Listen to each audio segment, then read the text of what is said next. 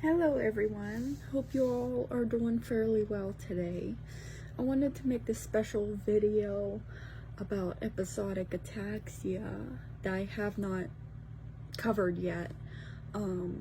It's going to be the unpredictability of episodic ataxia. Okay.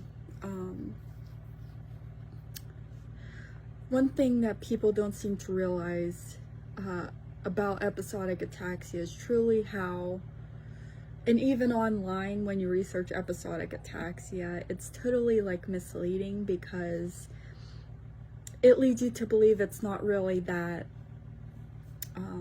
dangerous, or that it's not really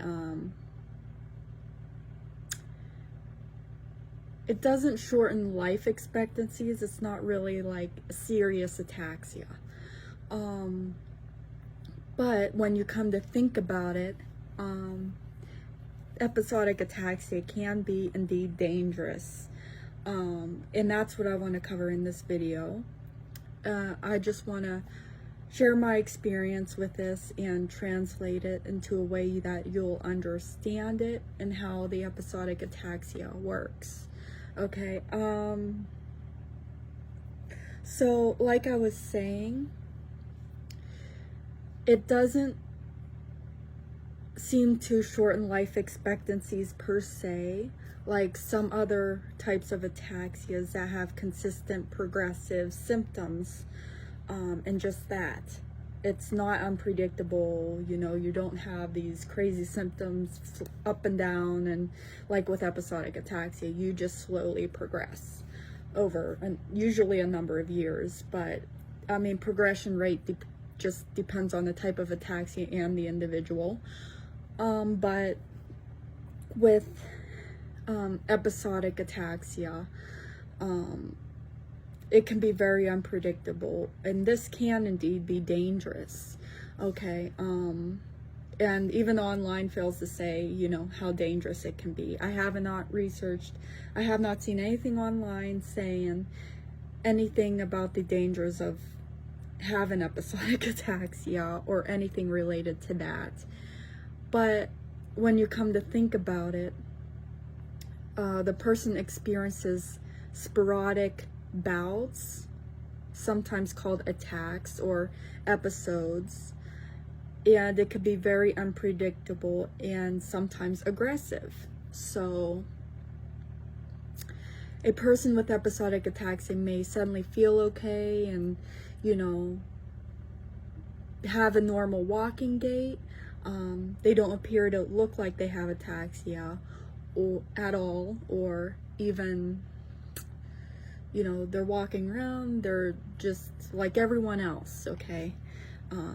They look like everyone else, they blend in with the crowd, kind of like having an invisible illness similar to that. And well, that can change from one moment to the next in extremes with episodic ataxia. So a person may go around and suddenly be fine, and then suddenly be hit with all kinds of symptoms that can be, for one, aggressive. So these symptoms tend to come on and be very strong and aggressive, and you can become seriously impaired when they happen. So even though you look fine in between your episodes, like you do not have ataxia, yet some people still continue to have mild, very mild symptoms, which can be seen on a neurological exam when you go in to see your neurologist in between having episodes, as many of us, you know, with episodic ataxia tend to usually go see your doctor when you're free from having episodic ataxia, the episodes or attacks. The neurologist would normally do an exam and would see these permanent milder symptoms. Yet these milder symptoms can gradually worsen over a number of years, because some people develop cerebellar atrophy in the back of the brain, which is like a deterioration and shrinkage on the cerebellum, which can be seen in brain scans. Some people with episodic ataxia do develop that, and along with that, the deterioration can gradually worsen your symptoms. So, but yet, the unpredictability, the person continues to experience episodes. So it's not necessarily a mild ataxia or a slowly progressive ataxia. It can be associated with that, but the unpredictability can be quite chaotic and dangerous. And you kind of have to monitor your symptoms when you're doing certain dangerous activities. For example, you could be driving a car. First of all, you can be driving a car and have, let's say you're diagnosed with episodic ataxia. You could be driving a car.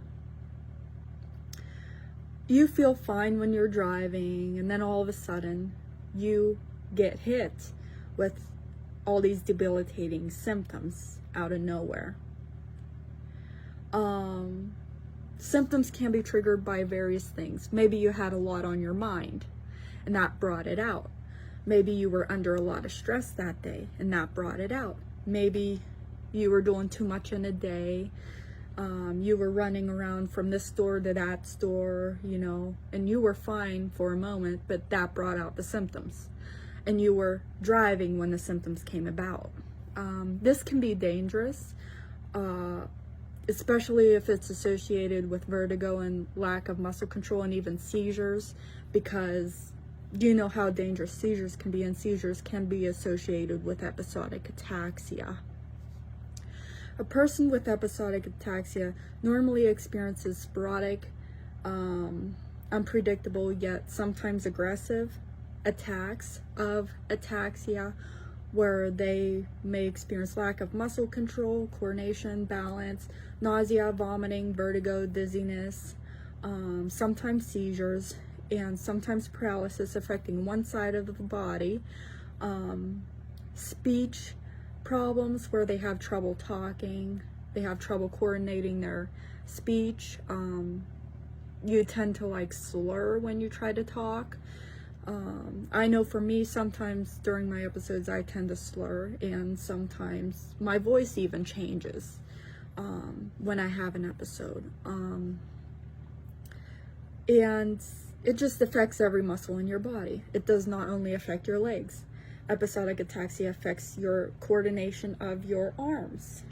So I've had episodes where I was carrying something and I would be suddenly hit with an episode, I'd automatically drop it because I could not carry what I was carrying. I could not coordinate my muscles, my arms at the time when I was carrying the object.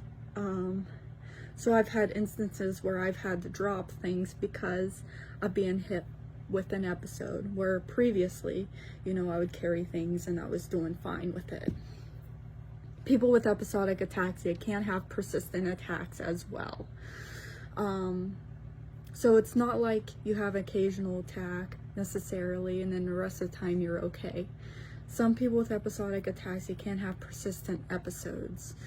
This can range multiple times a day or even daily. Sometimes they're not as frequent, so this can be, depending on the individual, let's say twice a month or something. It just depends. So with episodic ataxia, so it's not really the disease itself, it's just depends on the individual that experiences it, how often the episodes tend to happen. With some types of ataxias, some episodes tend to last a very long time versus being very brief. Even though the episodes sometimes in some types of episodic ataxias tend to be very brief, they could have up to multiple attacks a day. So it's like, you know, it just really depends. But my purpose of making this video is, I don't think a lot of people and it doesn't even say out there how dangerous episodic ataxia can be, even though it doesn't cause heart complications like in people with Friedreich's ataxia, or it doesn't, the disease itself doesn't shorten life expectancy, like some spinocerebellar ataxias and Friedreich's ataxia. But yet episodic ataxia can be very unpredictable, aggressive, and dangerous. Even when you're driving a car and you're suddenly hit, maybe you're by yourself and you're on a walk and you suddenly become impaired. These things you gotta watch when it comes to episodic ataxia. And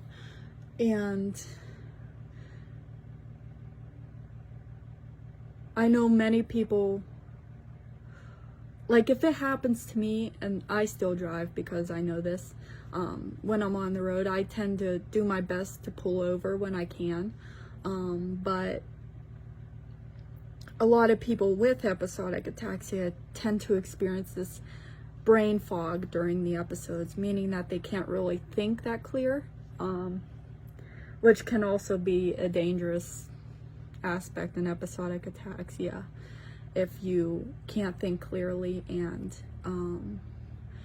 you are on the road, you're driving and you're having vertigo and all these things. I have trouble personally functioning up here in my head when I'm in an attack of my episodic ataxia. It's like this brain fog where I'm unable to think clearly. And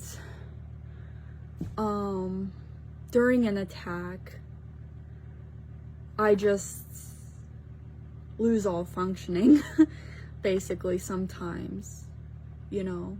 Sometimes if I'm supposed to, let's say, pull over in my car, I'm supposed to put the four-ways on, right? So this may take me a while to figure out during an episode. Because I can't, like, up here I can't really think that clear. I'm just totally impaired. So it's just, this is just something I wanted to go over. When you're doing dangerous activities with episodic ataxia, it can very well be dangerous. And I wanted to make this video to raise awareness and, you know, just to put it out there and my experience with it and my story and the things I know about it based off of my experience and whatever. So anyways, I think that's all I wanted to go over. Enjoy the rest of your day. See you now.